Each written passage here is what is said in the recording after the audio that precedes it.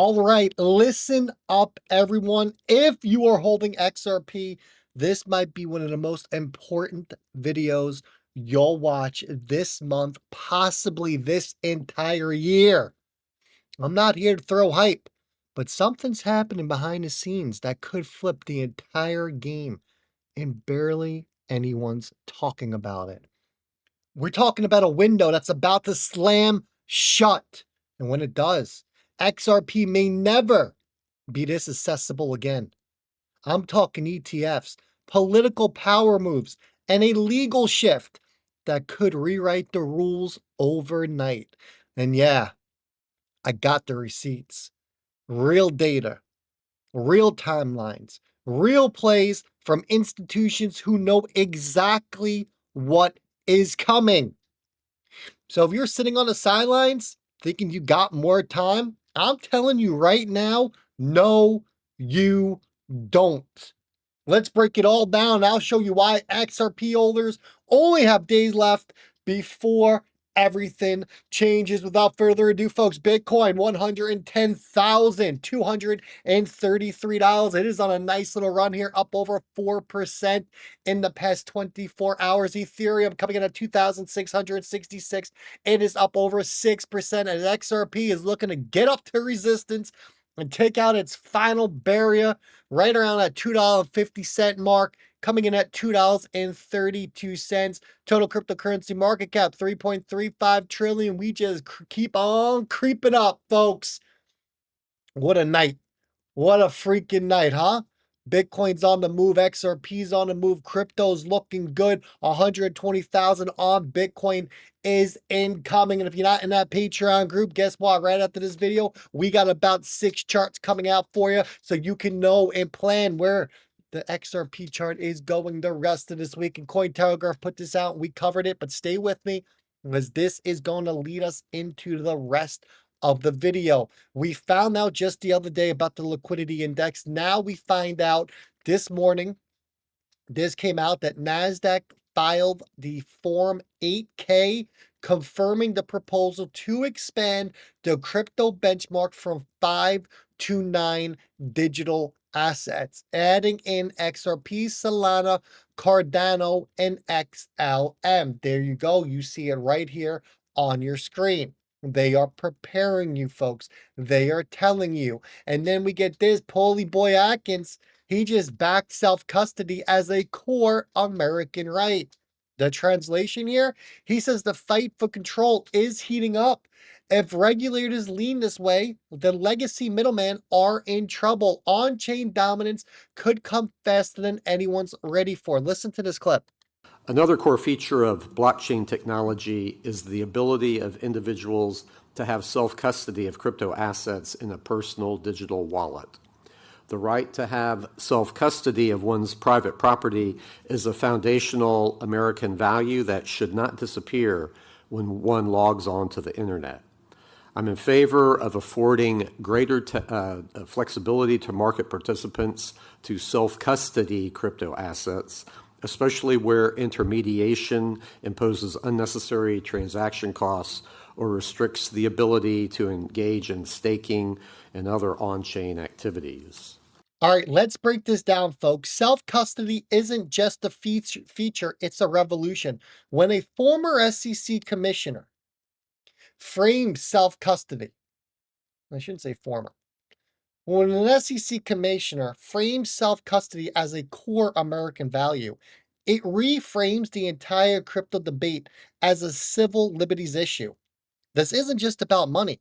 It's about freedom of choice and individual sovereignty. The tides are turning.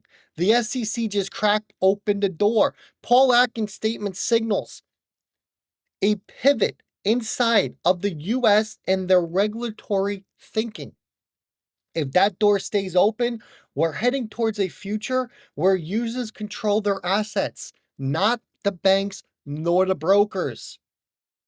Why would users pay fees to custodians when they can hold and transact securely on chain? This shift is an essential threat to rent-seeking intermediaries. The rails of tomorrow are on chain, full stop right there. This is about infrastructure. If regulators support self-custody, they're endorsing on-chain settlement, peer-to-peer finance, and decentralized rails as being legitimate and maybe even preferred. You see where we're going with this? Smart money's already moving. Now the regulations are catching up. BlackRock, Fidelity, JP Morgan, they all been building on-chain quietly.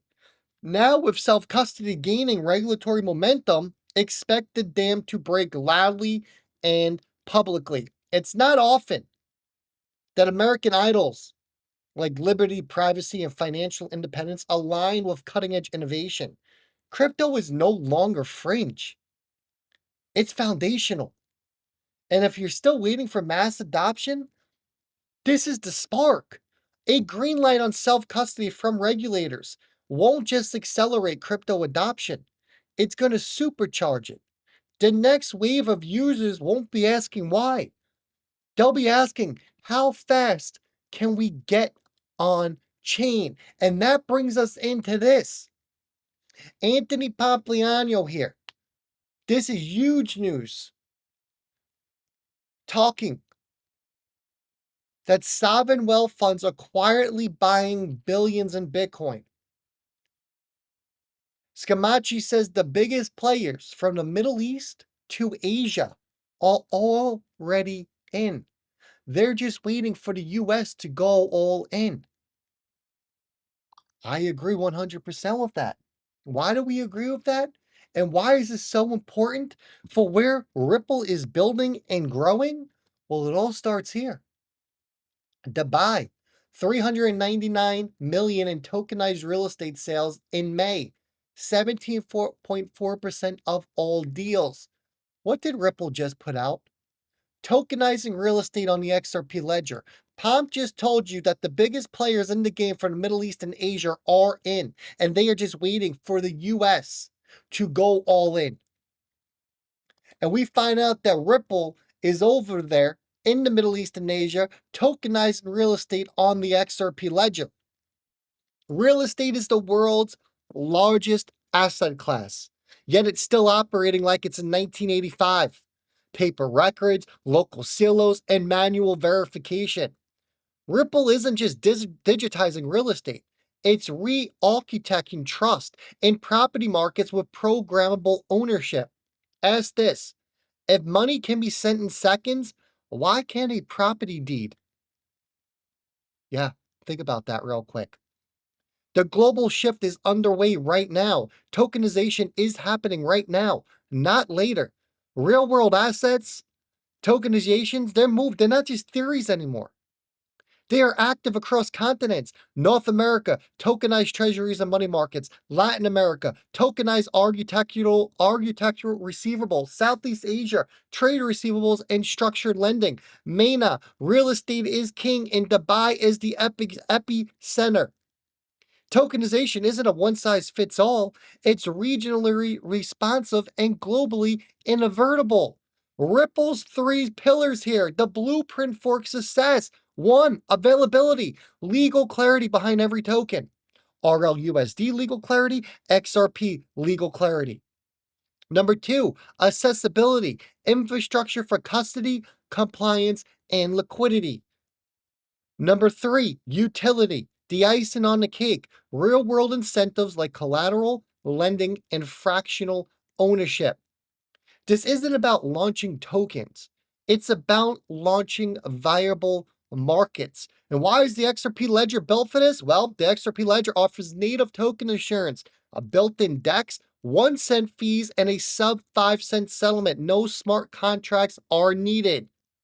We have new features on the ledger like RLUSD stablecoin support, automated escrows, and lending protocol. And Ripple Custody brings institutional security to tokenized assets. And we got case studies that proves that it works. Colombia, land ownership made transparent with tokenized notations. Solves fraud and land swap disputes. Hong Kong, HELOC against tokenized property on the XRP ledger.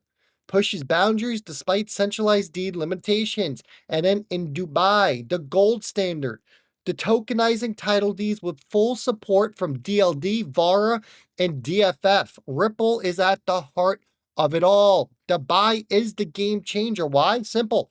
First mover advantage. Regulator, government, and private sector all have aligned since day one. Ripple already scored a DFSS licensing to offer blockchain power payments in the UAE. This is the first scalable, regulatory approved real estate tokenization pilot, and it could be the blueprint for the world. This isn't about selling NFTs of homes, everyone. This is about rebuilding the plumbing of the global real estate market. Dubai isn't just testing blockchain. They're setting the stage for programmable property markets. Tokenized real estate lets you go from contracts and closing in seconds, not in months. Real estate becomes liquid, programmable and borderless, fractional ownership and 24/7 trading, verified and tamper-proof titles. Real estate becomes part of the global digital asset market. Real estate tokens can generate programmable income via lending or DeFi. This isn't the future. It is already happening. And institutions need to understand it. Investors need to front run it. And builders need to start building on the XRP ledger. Because you know what?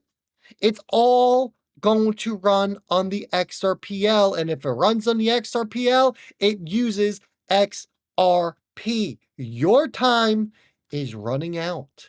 I'm going to leave it like that. Make sure you hit that like and subscribe button. I will catch everyone on the next one.